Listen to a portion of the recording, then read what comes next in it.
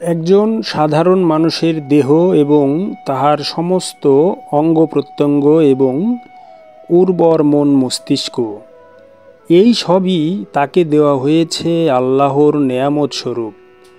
উপরন্তু ইন্দ্রিয় দ্বার দিয়ে মনের মধ্যে অগণিত ধর্মরাশির আগমনকেই নেয়ামত বলা হইয়াছে। এই বিপুল ধর্মরাশির প্রতি সালাতের মাধ্যমে সঠিক আচরণ করিতে হয়, নতুবা এই নেয়ামত মনকে মোহকালিমায় আচ্ছন্ন করিয়া ফেলে। এই নেয়ামতের সঠিক ব্যবহার এবং রক্ষণাবেক্ষণ একজন সম্যক গুরুর নিকট হইতে জ্ঞান শিক্ষার মাধ্যমে জানিতে হয়। একজন মুমিনই শুধু এই নেয়ামতের সঠিক ব্যবহার বিধি দান করিবার অধিকারী। কিন্তু অজ্ঞান লোকেরা একজন মহাপুরুষের বদলে সমাজের সাধারণ বস্তুবাদী মানুষকে অথবা কোনো বস্তুবাদী নীতিকে গুরুরূপে অনুসরণ করে। ইহার ফলে সে তাহার দেহের ইন্দ্রিয়সমূহের যাচ্ছেতাই ব্যবহারে অভ্যস্ত হয় এবং মনের মধ্যে সংস্কার রাশির আধিক্যের সৃষ্টি করে এবং তাই সে ধ্বংসপ্রাপ্তও হয়।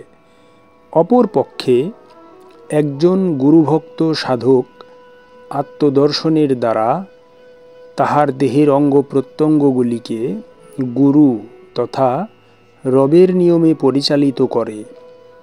তাহার জ্ঞানময় এই অবস্থায় সে নিজেই নিজের প্রশ্নকর্তা হিসেবে আপন দেহের নেয়ামতের সঠিক ব্যবহার সম্বন্ধে তথা সালাত প্রক্রিয়া প্রয়োগ করা বা না করা বিষয়ে জিজ্ঞাসা করে এবং জিজ্ঞাসিত হয়।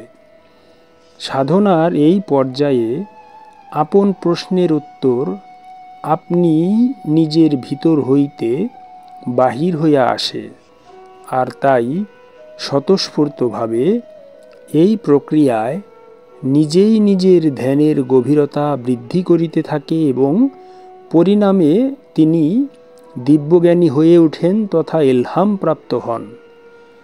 ইলহাম প্রাপ্ত অবস্থায় তাহার সমস্ত প্রশ্নের উত্তর সে সরাসরি আপন সম্যক গুরু তথা রব হইতে প্রাপ্ত হয়।